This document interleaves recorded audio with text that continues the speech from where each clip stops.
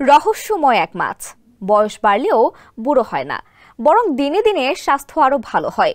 গ্রীষ্মমণ্ডলীয় মাছের বেশিরভাগই গড়ে 3 থেকে 5 বছর বেঁচে থাকে। তবে গোল্ডফিশ 20 বছর এবং কই মাছ 40 বছর পর্যন্ত বাঁচতে পারে। 100 বছর বাঁচতে পারে এমন মাছের সংখ্যা খুবই কম। কখনো যদি মে মাসে যুক্তরাষ্ট্রের মিনেসোটা অঙ্গরাজ্যের রাইস লেকের তীরে যান, তাহলে হয়তো জলজ উদ্ভিদের মাঝে দেখতে পাবেন একদল বিশালাকার মাছ। সম্প্রতি শতবর্ষ বেঁচে থাকা এমন এক প্রজাতির মাছের খোঁজ পেয়েছেন একদল গবেষক। এই মাছগুলো হলো বিগ মাউথ বাফেলো ফিশ, বিশ্বের সবচেয়ে দীর্ঘায়ু মিঠা পানির মাছ। বিস্তারিত থাকছে সানজিদা রহমানের প্রতিবেদনে। অত্যাধুনিক ফিচার সম্বলিত বিভিন্ন সাইজ আর কালারের 250-টিরও বেশি ডিজাইন অপশন নিয়ে ওয়ালটন স্মার্ট ফ্রিজ, বোঝে আপনার প্রয়োজন। গবেষণায় দেখা গেছে এই বিগ মাউথ বাফেলো ফিশের কেউ 100 বছরেরও বেশি আয়ু পায়। ছোট মাছের চেয়ে এই মাছের রোগ প্রতিরোধ ক্ষমতা বেশি, আর তাই এসব মাছ 100 বছরের বেশি সময় বেঁচে থাকে। শুধু তাই নয়, এসব মাছ বয়সের সঙ্গে সঙ্গে স্বাস্থ্যবান হয়, ফলে 80 থেকে 90 বছর বয়সে মাছগুলো সবচেয়ে বেশি স্বাস্থ্যবান হয়। বিগ মাউথ বাফেলোর ওজন 23 কেজি ছাড়িয়ে যায় অনেক সময়। প্রতি বছর এই বিশাল মাছ রাইস নদী পেরিয়ে লেকে আসে ডিম দিতে। তবে এই নিয়মিত প্রজনন কার্যক্রমের পেছনে আছে গোপন সংরক্ষণ সমস্যা। গত 6 দশকেরও বেশি সময় ধরে এখানকার নতুন প্রজন্মের কোনো মাছ পূর্ণবয়স্ক হতে পারেনি। দীর্ঘদিন বিজ্ঞানীদের নজরের বাইরে ছিল এই মাছ। তবে গত কয়েক বছরে বিজ্ঞানীরা এই মাছের অনন্য বৈশিষ্ট্য সম্পর্কে নতুন করে জানছেন। দীর্ঘ আয়ুষ্কাল ও অবিশ্বাস্য সহনশীলতা দিয়ে অনন্য এই মাছ বিজ্ঞানীদের যতটা মুগ্ধ করেছে, তাদের মধ্যে ঠিক ততটাই উদ্বেগ তৈরি করেছে মাছটির টিকে থাকার হুমকি। বিগ মাউথ বাফেলো উত্তর আমেরিকার স্থানীয় প্রজাতি। কানাডার সাউদার্ন সাসকাচুয়ান ও ম্যানিটোবা থেকে যুক্তরাষ্ট্রের লুইজিয়ানা ও টেক্সাস পর্যন্ত এই মাছের দেখা মেলে। সাধারণ মানুষ ও মাছ শিকারীরা একে অকাজের মাছ হিসেবে দেখে, অর্থাৎ তাদের চোখে এই মাছ বাণিজ্যিকভাবে গুরুত্বপূর্ণ নয়, তাই কেউ একে বিশেষ গুরুত্ব দেয় না। এই দৃষ্টিভঙ্গির কারণে বিগ মাউথ বাফেলো দীর্ঘদিন বিজ্ঞানীদের নজর কাটতে পারেনি।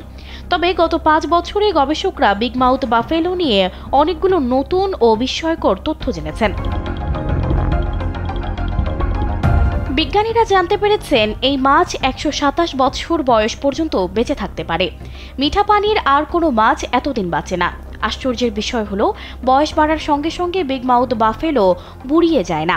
গবেষকরা ধারণা করছেন বিগ মাউথ বাফেলোর স্থিতিশীল জনসংখ্যার পেছনে রয়েছে তাদের লম্বা আয়ুষ্কাল। পুরনো মাছগুলো এখনও মারা যাচ্ছে না, যদিও নতুন প্রজন্ম প্রাপ্তবয়স্ক হতে পারছে না। তবে বিশেষজ্ঞদের আশঙ্কা, মাছটির জনসংখ্যা হঠাৎ করেই ব্যাপক কমে যেতে পারে। বিগ মাউথ বাফেলো নিয়ে গবেষণার অন্যতম প্রধান মিনেসোটা বিশ্ববিদ্যালয়ের গবেষক আলেক ল্যাকম্যান।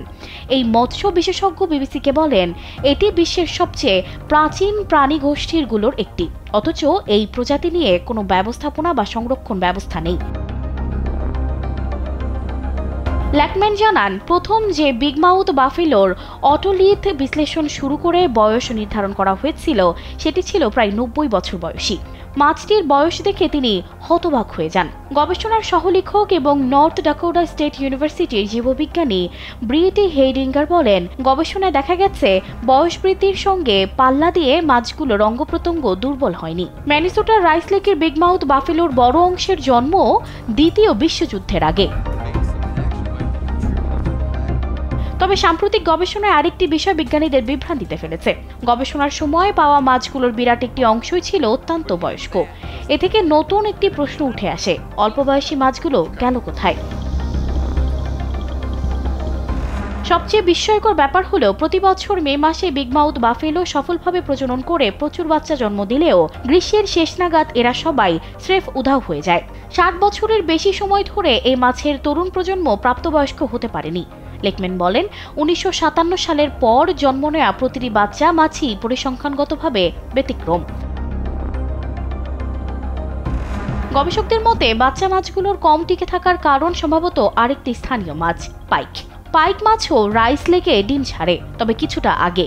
তাই বিগ মাউথ বাফেলো মাছের বাচ্চাগুলো সম্ভবত পাইক মাছের বাচ্চাদের শিকার হয়ে যায়। সানজিদা রহমান, কালবেলা।